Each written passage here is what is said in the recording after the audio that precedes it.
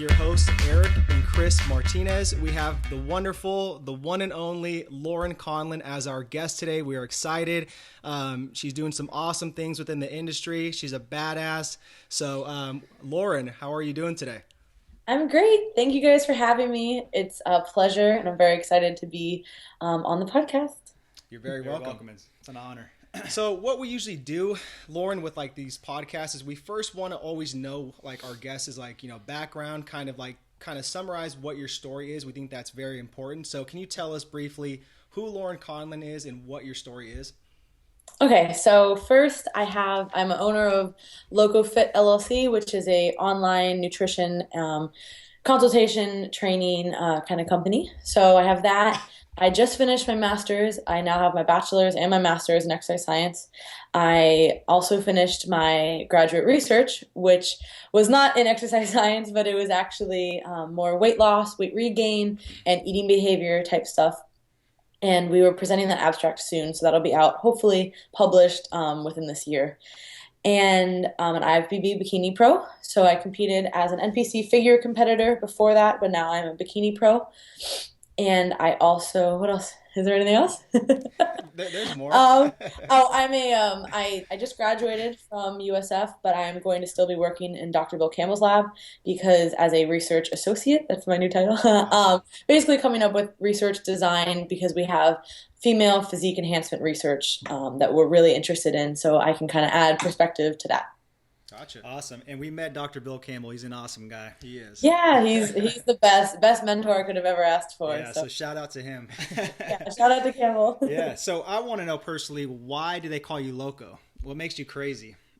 Well, just probably as you scoop me on here, you'll know I'm just a little bit off. But it was actually I had my first camp with Lane, and he always does like T-shirts and stuff for the camp. So they said, "Oh, what's your nickname? Put it on the shirt." And I just didn't really have a nickname. And then some people in high school called me Lo.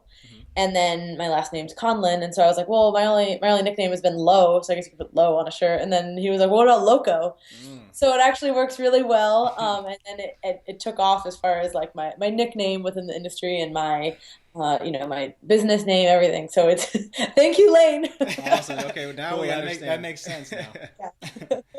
All right. Well, Eric and I, we're huge on like daily rituals. Okay, so we definitely have our own habits that we have like in the morning. So we basically treasure that first 60 to 120 minutes of our day before we tap into emails, all that stuff. So we want to know what do your rituals look like for, say, the first 60 to 120 minutes of your day? Yeah, so it's a little different every day, kind of depending on if I'm traveling or what I have going on, or if it's the weekend versus the weekday. But typically, well, every day starts with coffee. Yeah. Definitely wake up and make my coffee. And then I do a lot of posing Skype sessions with clients, either clients of my own or just regular clients who reach out to me for posing. So I usually start off my morning, a few mornings a week with posing lessons. And if I don't do that, then I usually always will check a few emails that have come in from that night, if I've worked up until a certain point, and then, you tap out, and then in the morning I check those. Sometimes I actually do like a hip, a glute circuit in the morning, right, just a few days a week, and just kind of tidy things up. If things are out of place, I'm a pretty OCD clean freak, so kind of tie things up. And then once I usually wait a little bit to eat breakfast. Usually, even if I'm hungry, I try to like wait and have the coffee and everything. But then I'll make my breakfast, and then once I'm done with that, I will start the day, whether it's emails, content, projects, etc. So that's kind of my morning's a little different every morning, but usually some time to myself, time with my coffee, Yeah. time with clients, and then I just get started. Nice. Awesome. So are you, we know like social media is huge and everything. It's like part of like, society now. We all have to adapt to it. It's like, do you just kind of go about it on a daily, like, do you wing it or do you just plan for it like a week ahead on what you're going to do social media wise? No, I definitely was kind of born in the wrong time era. I definitely wish that it's a great thing. Social media is great, and I probably wouldn't have my job that I do now or be able to disseminate all the things without social media. So I can't hate on it too much, but I'm not someone where it comes naturally. When it first started coming out and everyone, really enjoyed doing those kinds of things, whereas I wouldn't even think twice about doing that. So it's very hard for me. I've had to really step out of my comfort zone. Right. in order to do social media. It's not normal for me to think, oh, let me post this, right? So sometimes my boyfriend will be like, I'll be talking about something, I'll send him a picture. He's like, you need to post that. That's a good post.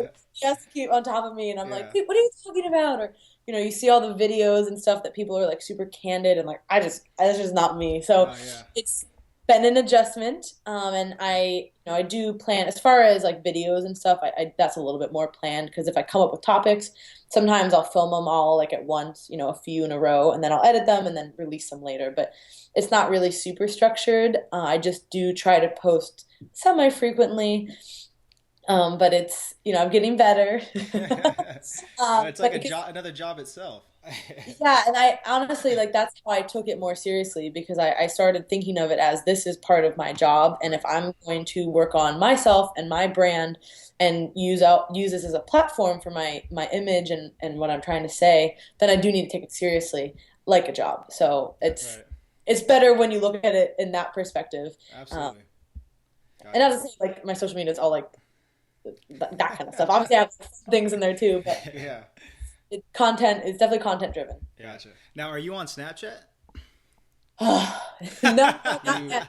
And I know everyone says you have that's a to be. must. You got to get on Snapchat. No, and I was, oh gosh, what is the guy's name? Gary Vaughn. Gary V. Yeah. Yeah, Oh so yeah. how his name? So Paul actually just told me about him the other day, which I still haven't watched that video, but he's like, you need to watch this video about Snapchat. And I'm like, what? He's like, I might get one. I'm like, oh gosh. I'm like, if you get one, I totally have to get one. Yeah. You're like But shit. Another one. it to me, I'm like, it's like a whole nother thing, but it is a whole different market, I think, with Right. Snapchat, like what you can share. So Yeah. I think it would be cool. You guys obviously use it. Yeah. What we found is really cool is like, you get to really see how people's lives are because, on Instagram, sometimes people can kind of sit there, filter their pictures, kind of make it look like, oh, they're living this lavish lifestyle. But with Snapchat, you can't really filter that. It's kind of like your life's exciting or it's boring as hell or, you know I what I find mean? it to be more personable, more authentic. So Well, there is sometimes where I want to like share whatever I'm doing, but I'm like, I'm not gonna post it on Instagram. Like nobody's I gonna know. yeah, seriously. like that. I really want to see it. But on something like a Snapchat, it's more of like Yeah. a camera roll almost, of like, Exactly. Yeah. Yeah. which I do think would be cool. I just have to get on it, but and accept that it's part of reality now. Exactly. So let's go ahead and switch gears here. So we're huge on like, having a vision and goals. So, we're about 6 months into the new year, 2016, which is crazy. What are your goals for the rest of the year is my Okay. question. So goals for the rest of the year, definitely getting my study published. Okay. That is number one goal, nerd goal. Nerd goal. And I'm always continuing to work in the business. And at the end of this year, it'll be the 2 year anniversary of officially having an LLC. I was coaching people for about a year before, just kind of Yeah. small scale. But so almost 3 years of coaching and all of my own experience too. But I'm always trying to think of ways to make my business better, to Right. run more efficiently, but also to get more for the clients. Yeah. How can they have a better experience? So that's a really huge priority for me. And then competitively, my goals are to have a good season so that I can qualify for the Arnolds because you have to be invited to those. So my goal is to do a few shows at the end of the year, do semi well so that I will be at least looked at for the application process. Gotcha. Nice. Right on. Okay, so within those goals, obviously we come up with distractions, speed bumps that kind of block our way from that access of success. So, what are some distractions that you're currently facing right now, or that could potentially kind of inhibit you from those goals in this next 6 months? Yeah. So that's like a hard one. And I think distractions are sometimes, especially being a female in the industry and having all these social media platforms, right? And there are people who literally dedicate their lives to just social media. So sometimes it's more of like, well, if I'm not doing it this way, and it's more of like a self-doubt thing, right? So sometimes I go through that like, well, I'm not doing this and I'm not doing that, and then you get distracted by like what other people are doing, and then you're really veering off of what you should be focusing on. Right. So that's kind of a thing that I've had to learn to channel. And I'm going to drop a book name because I love books. So I actually recently read, it's called The One Thing. Oh, And Gary Keller. yeah, Yeah. great. Awesome. So book. anyone who's listening who has not read that, I would highly suggest it. I post books that I read all the time, and I love reading, so I think that was a really good book that kind of put into perspective how to get distractions out of your life. Oh yeah. And really, if someone's not helping you, if someone or something isn't helping you towards your goal within your small little thing, you just kind of need to just back away or just learning to say no, which is hard, Right. but it's sometimes necessary. Yeah, that's And awesome. for those of you guys, this is the book she's talking about. It is a super awesome book, so definitely pick that one up. The One Thing by Gary Keller. All right, So cool. So we know you just finished your master's program. So we want to know, what was that burning desire, and what was the biggest obstacle to, achieve that goal? Yeah. So going into it, I finished my undergrad at Florida State. I had a great time. I actually started as dietetics, and then I switched to exercise science, which was a really good move. And I actually did some undergrad assistant work with some of the researchers. And it wasn't something that I liked, but it was interesting for me to be a part of the research. So I knew that I wanted to do something research related, but I honestly wasn't sure exactly what. I applied to a few different programs, and then when I got into USF, actually Dr. Campbell called me, and which nobody else called me, and was telling me all about the lab that he had set up and his vision for things, and we really just kind of clicked, and I was like, I want to go here. And honestly, I've heard this from several people who are in the same field, and they were like, I didn't really know exactly what I wanted to do, but I just knew I wanted to learn more, and that was kind of where I was at. I really didn't have a certain mission going in, but I knew I would develop it under, Campbell's expertise. And then fast forward into the program, about 3 weeks in, me, him, and Lane met, and we came up with my project. And then instantly, I started researching things around that and became extremely passionate about that topic. And now it's crazy to think I came in thinking maybe I'll just do some resistance training research, and then I left wanting to learn everything I could about weight regain and eating behaviors and how things like that affect, long-term weight maintenance. And so that's really now my focus, and which is a really cool area of research. And that was kind of my burning desire. Like once I figured it out, it was like, this is what I want to do.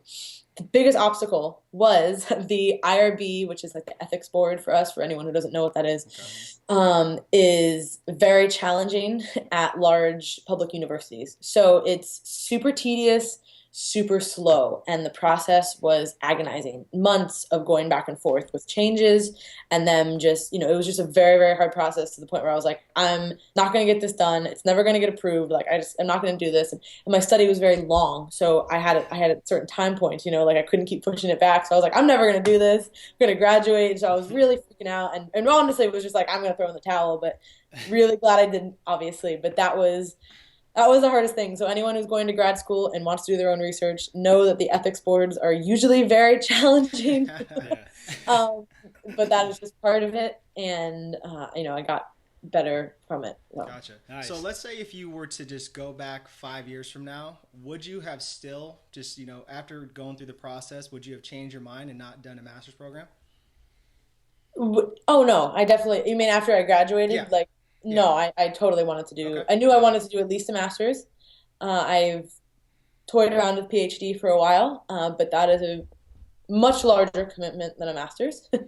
And it's a very different relationship, of course, with your advisor and your work and what's expected and the time commitments. So I was fortunate enough to have an advisor, Dr. Campbell, mentioned him a few times, who's awesome and very, very, I want you to do what you want to do, and let me kind of self-guide a lot of things.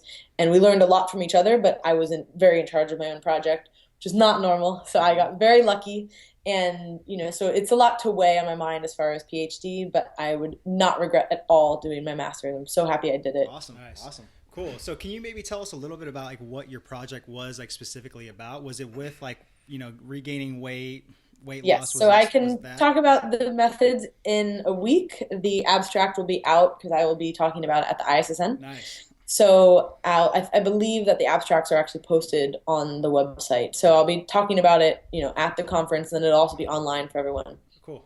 But basically, the premise was 18 to 40-year-old males and females, resistance trained. So it was basically like you had to be training for at least 2 hours a week and at least for a year. So not newbies, but not people who were diehard, gym freaks. But there were some people who were like that, but at least a little bit of training.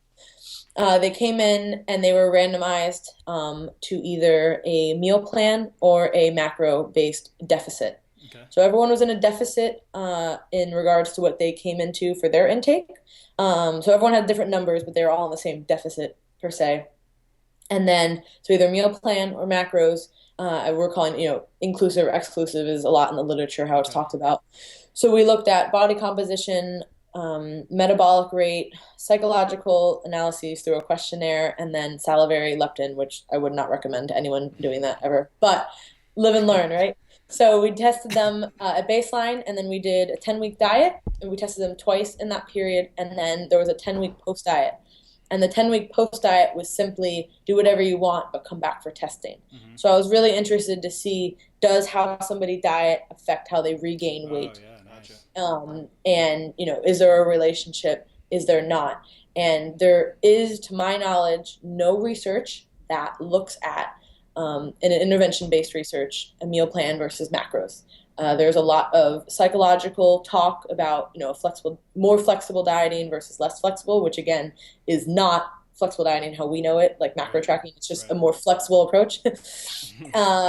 And then there's a lot on what we know as far as biology of weight regain, a lot of like animal mechanistic type things, and also just following people. For 3 years they did this study and they regained all the weight, but there was nothing that really brought the two together. So again, to my knowledge, this is the first one that's looking at this, which is really exciting. And in our field, we kind of, people who are listening to this may or may not be like, okay, yeah, well, whatever, not a big surprise. But in the research and literature, this is still a big deal. And we've already talked to a few people. And I guess, some people are like, oh, that macro stuff works. It's still not known outside of our little small circle. Yeah. So I kind of forget that it's novel, but it is. So I'm very excited. And I think that the results are interesting. And like I said, that will be out. And as soon as I have that available online, I will post that on my social media so everyone can see. And if you're at the conference, then you can come see my poster board and talk to me. No, that sounds like a badass. Like does. the way you guys did the model sounds really cool. I haven't seen that before either. And then maybe you guys can do like a follow up, like where you guys like do their actual resistance training, and see what that does. So. I trust me, and I know we're gonna get a lot of shit for that, but the reason was I wanted to make this as easy as possible on people. I was already asking them to do a lot, and this was a 20+ week study. So, trying to get people to actually do it, I was like, there was physically no way I can train everyone and have them do this diet. It just wasn't. It wasn't going to work. So, future, it should definitely be more controlled. But I wanted it to be very real life. Yeah. And very, a lot of the good journals, they'll supply the food, of course, and then if you get grants for that, and then exactly what someone ate. So I don't know exactly what all these people did, but it's more real life, just telling people, which a lot of scientists don't appreciate, but I think everyone else will appreciate that. No, exactly. So we'll see. That's but awesome. So many models that can go off of that. Cool. Thanks for sharing that with us. Yeah. Okay, so we're going to switch gears again, and we're going to go kind of like in a lightning round, okay? So we're going to throw some questions at you. And... Oh, okay. What's that? Okay. No, it's the eyebrows of lightning. All right, so first one, okay? So what does your training and nutrition look like right now? So I started a contest prep. I'm into the 3rd week now. So I just started relatively, and I'm following flexible diet. So macro tracking, it's definitely lower. Of course, I'm in a deficit, but I was eating a lot in the off season, so I have a pretty good base to go from. I don't ever share my numbers, just usually because it's such a nightmare trying to explain to people like this isn't what you need, kind of a thing. Yeah. I'm on the higher end, but I'm still in a deficit. I'm doing a really interesting training right now. Ryan, my boyfriend, came up with. So I'm doing a 4-day split, but I'm doing 2 compound lifts and 2 compound lower body, and then 1 compound upper body movement, and then accessory work afterwards. So it's a pretty intense volume block, and I'm wrapping that up right now, actually. And then I'll see what we're going to do. Probably do like a deload week and then amp it back up. Okay. So I do compound lifting plus accessory work. Of course, I love my powerlifting stuff, and then I love my hypertrophy stuff. So squats, variations, and deadlifts, and then I do mostly overhead pressing, and then of course the glute work and more shoulder glutes, of course, and cardio is still pretty low. At this point, I didn't want to throw all that training because I'd been traveling a lot before I started prep, so my training wasn't really that on point at how it normally would have been. So we didn't want to throw in a deficit and training and a whole bunch of cardio. Yeah. So we threw in a little bit of cardio, and I'm doing that right now only twice per week. Nice. Because the training's so intense, I'm only actually doing moderate intensity just because it can really take away my training if I do too much hit. Yeah. So for now, I'm trying to get more in that condition stage, and then I'll probably add in hit later, which is something new. I've never done that, so I'm excited There you go. to see how that goes. Yeah, that hit's brutal. I'm not gonna lie. And it for my training, and if I'm doing 4 days of that kind of lifting, it's not. Something has to give. You know. Less recovery with less food. So yeah, it sucks. Yeah. Yeah. So until I get adopted for us. Yeah, definitely. So Chris and I are huge on self-development. I mean, we are always trying to like find different ways just to get better in all aspects of life. So what are you currently doing self-development wise? So definitely reading. I already mentioned I love reading. Just finished another good book, dropping another book. I just posted it the other day too. So Good They Can't Ignore You. Have you guys read that one? Oh, we got that one too. Yeah. I think all the people who like certain books like read all the same ones. So I just actually finished that today, and I loved it. I thought it was amazing. Yeah. So I would highly suggest anyone who's kind of curious as to like what they should be doing to really read that and to not live in that little fantasy land, like he says, get caught up with that. So books, I like to read books that are outside of our direct field. So that is not a direct nutrition or training kind of book, but it's more of self-development. Sort of business, sort of psychology, like those are my favorite types of books. So really interested in that kind of stuff. And then also traveling to any kind of seminars or conferences I can go to.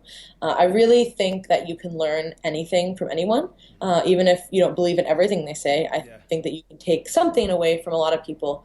So I'll be going to a few conferences and a few different seminars the next few weeks. So I'm pretty excited.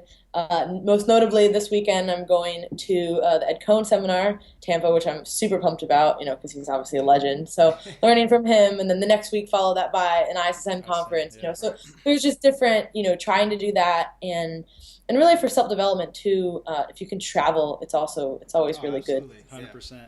Travel and learn. Not everything is your world, and it's definitely eye-opening. Right. Travel. But those are my top three, I guess, things. Cool. Gotcha. Right on. All right. So, Laurin, you like to travel, you do your research, you do training, you eat good. There has to be some time for some fun. What do you like to do for fun? Yeah. Don't hold back on us. Well, I definitely enjoy traveling for fun. You know what I mean? That is something that's cool. And my favorite thing is probably traveling with no itinerary and just kind of stumbling into things. And you can even mix work and the travel, it doesn't have to just be like I'm just going to lay on the beach for 7 days. Like, no, just trying something new, doing something new. I'm a total foodie, so I would like totally be lying if I said that I don't love new food and restaurants and, like festivals and stuff like that.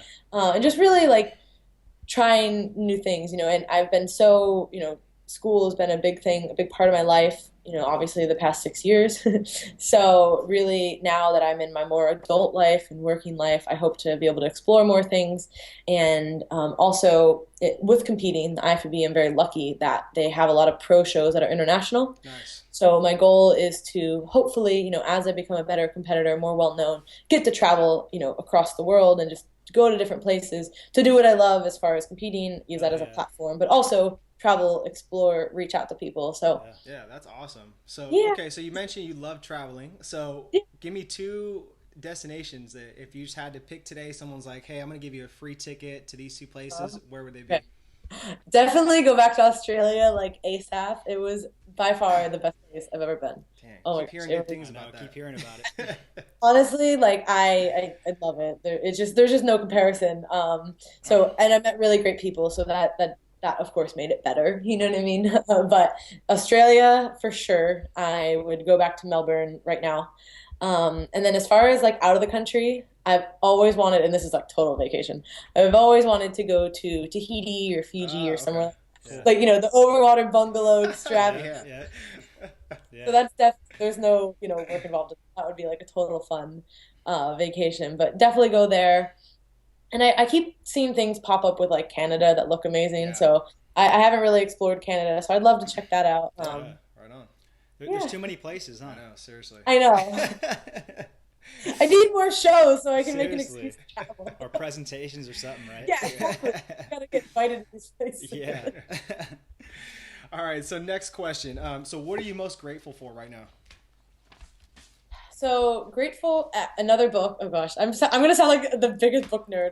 Keep naming them off. Oh, we love Yeah, books you too. definitely read this one too, The Outliers. Okay. When you read The Malcolm Gladwell, Outliers, you haven't read that one? Malcolm Gladwell, right? Yeah. Yeah. Oh Yeah. God. Okay, whatever. I was like, yes. That one's super popular. But when I read that book, it kind of made me start to reflect on all the things that have led me to where I am now.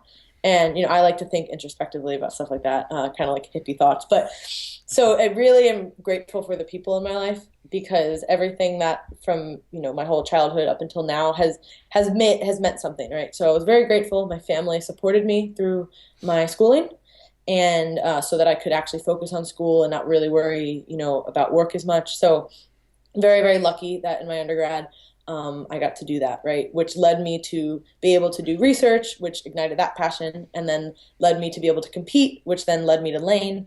And then when I started my graduate program, and then, I started that, I met Dr. Campbell, and I was actually training for nationals, and then I won my pro card, and then that's when Lane was like, okay, well, you should start your business officially. So that prompted me. So he's been a big influence. And then, as I started having those kind of growing pains in the business, Ryan's been really great as far as kind of bringing me back to, okay, what you need to focus on. And, you can do this, like being that kind of support, like to push me, which then led me to get good at what I've been doing, which led me to start working with Paul for Pro Physique. And I do a lot of their coaching for the posing. And so all of these things, I'm really just grateful for the people in my life. And when you take a step back and realize, like, how did I get here? And you realize all the little things that, like, actually got you here, it's pretty crazy. Yeah. And it just makes me very, very blessed that I've had awesome people. That's amazing. And, like, I tell Chris all the time, it's crazy because, like, we were in that same boat, too, and we were working with Lane maybe, like, what was this, about 6-7 years ago? Yeah, this like is 6 years ago. When Lane first started. So, I mean, he's the one that inspired us and motivated us to get our business going. So, I mean, we have nothing but gratitude and thanks to give to that man. I mean, it's awesome. So, and he better get on the podcast soon. Yeah. Lane, you gotta get on the podcast. Let's keep this. Oh gosh, sorry, the blinds look all. I look all no crazy. worries. It's okay. No worries. Oh gosh, whatever. So the last question we're gonna wrap up with here. Okay, you ready for it? Yes. Oh all gosh. Right. So, what does it mean to you to live a dynamic lifestyle? Okay, so this will be where I gotta think, so I'm gonna be a little bit slower. Dynamic lifestyle would be, I'm always trying to figure out what is the new way that I can impact the most people, right? And in our field, there's so many ways to kind of, oh my gosh, this is like crazy looking. There are so many ways. Whatever, it's okay. We didn't edit this. Right. Oh, there we go. There you go. There are so many ways to influence people and to show your message and things like that. So really kind of staying on top of that and really just thinking outside the box is kind of what I think would be really appropriate answer for here. I'm not sure if that's what you're looking for, but dynamic to me, obviously, besides being the name of the podcast and the business, I think it would be being flexible and going along like with the flow. And in doing that, you need to come up with new ways to reach more people or to get your message out better. Awesome. Gotcha. Love it. Everybody has their own definition. Yeah, very well said. Yeah. So we just want to me and Chris want to just, extend, a thank you to you personally. We just want to acknowledge you for everything you're doing currently, in the industry, for yourself. It's been amazing just watching you grow just via social media. I know we've, collaborated on a couple things. We look forward to the future. So we just want to say, keep rocking it. Yeah, and thank you so much for your time too on this podcast. Really appreciate it. Of course, yeah. I love that I got asked. I really, really appreciate it, and I love that you guys are doing this. I think this is great. So everyone loves podcasts, and it's it's definitely a cardio go-to, and it's just a good way to get good different opinions from different people and different perspectives, and that's what this industry is all about. So absolutely cool. So where can our listeners follow you and your work? Okay, so I have a website that's to reach out to me for coaching, just laurinconlin.com. So spell my name right, but it's just my name. And then all of my social media is under my name. So my YouTube channel is just Laurin Conlin. My Instagram is Laurin Conlin. I was doing Twitter for a little while. I've kind of fell off really hard, but I'll get back on that. Twitter sucks. I like it, but it was just once you fall off, you're My Facebook is Laurin Conlin IFBB Pro, Okay. actually. And then if I get a Snapchat, it'll definitely be just my name also. So just spell my name right, and you'll probably find my social medias. Awesome. Good. All right, guys. So we'll have all that information in the show notes so you guys can check it out. And once again, we just want to say thank you, Laurin, for coming on board with us. Thank you guys for having me, and I hope you guys have a great day. Okay, you too. Right, Talk soon. Bye. Bye. Bye.